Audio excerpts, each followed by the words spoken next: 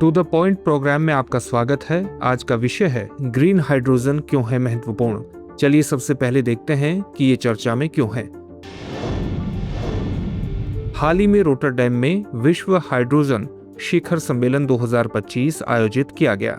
इस सम्मेलन को संबोधित करते हुए नवीन एवं नवीकरणीय ऊर्जा मंत्रालय के सचिव ने नवीकरणीय ऊर्जा और हरित हाइड्रोजन में भारत की रणनीतिक उपलब्धियों पर प्रकाश डाला। उन्होंने हरित हाइड्रोजन उत्पादन में वैश्विक नेता बनने के भारत के लक्ष्य और ऊर्जा स्वतंत्रता एवं जलवायु कार्रवाई के लिए इसकी व्यापक महत्वाकांक्षाओं पर भी जोर दिया।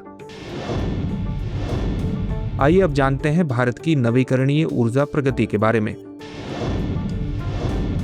भारत 223 गीगावाट से अधिक स्थापित क्षमता के साथ विश्व स्तर पर सबसे तेजी से बढ़ते नवीकरणीय ऊर्जा बाजारों में से एक के रूप में उभरा है। इसमें सौर ऊर्जा से 108 गीगावाट और पवन ऊर्जा से 51 गीगावाट शामिल है। ये प्रगति 2047 तक ऊर्जा स्वतंत्रता प्राप्त करने और 2070 तक शुद्ध शून्य कार्बन उत्सर्जन तक पहुंचने की भारत की महत्वाकांक्षा को रेखांकित करती है, जो वैश्विक जलवायु लक्ष्यों के अनुरूप है। आइए अब जानते हैं राष्ट्रीय हरित हाइड्रोजन मिशन के बारे में। इसकी शुरुआत 2023 में की गई थी। इसे शुरू करने के लिए 2.4 बिलियन अमेरिकी डॉलर का बजट निर्धारित किया गया था। इसका मकसद भारत में हरित हाइड्रोजन के उत्पादन और उपयोग में तेजी लाना है। बता दें कि हरित हाइड्रोजन का उत्पादन नवीकरणीय स्रोतों से उत्पन्न बिजली का उपयोग करके पानी को हाइड्रोजन और ऑक्सीजन में विभाजित करके किया जाता है। इसके प्रमुख उद्देश्यों में शामिल हैं 2030 तक प्रतिवर्ष 5 million metric ton green hydrogen का उत्पादन करना, साथ ही लगभग 50 million metric ton carbon dioxide के उत्सर्जन को भी कम करना इसका लक्ष्य है। इससे अनुमानतः 100 बिलियन अमेरिकी डॉलर का निवेश और रोजगार का सृजन होने की संभावना है। आइए अब देखते हैं नीतिगत ढांचा और उद्योग समर्थन को।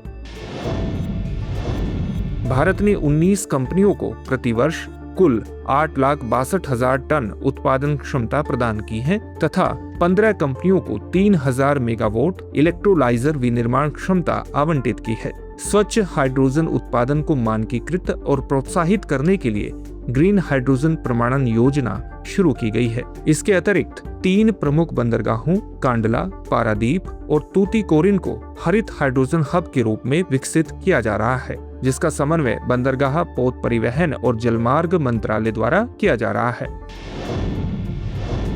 आइए अब देखते हैं राज्य स्तरीय पहल और चुनौतियों को।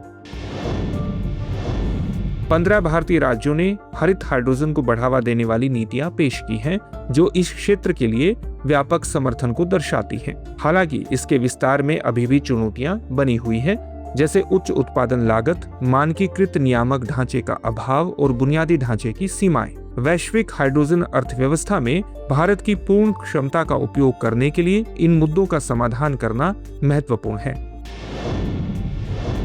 आइए अब देखते हैं आज के अभ्यास प्रश्न को।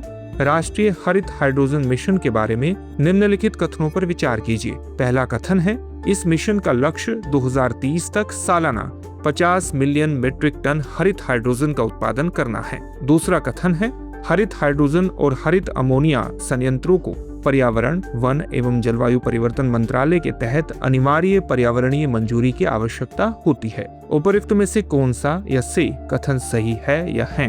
आपके सामने ऑप्शन है। ऑप्शन ए केवल 1, ऑप्शन बी केवल 2, ऑप्शन सी 1 व 2, ऑप्शन सी 1 एवं 2 दोनों, ऑप्शन डी न तो 1 और न ही 2। इस प्रश्न का उत्तर आप हमें कमेंट बॉक्स में कमेंट करके जरूर दीजिए। धन्यवाद।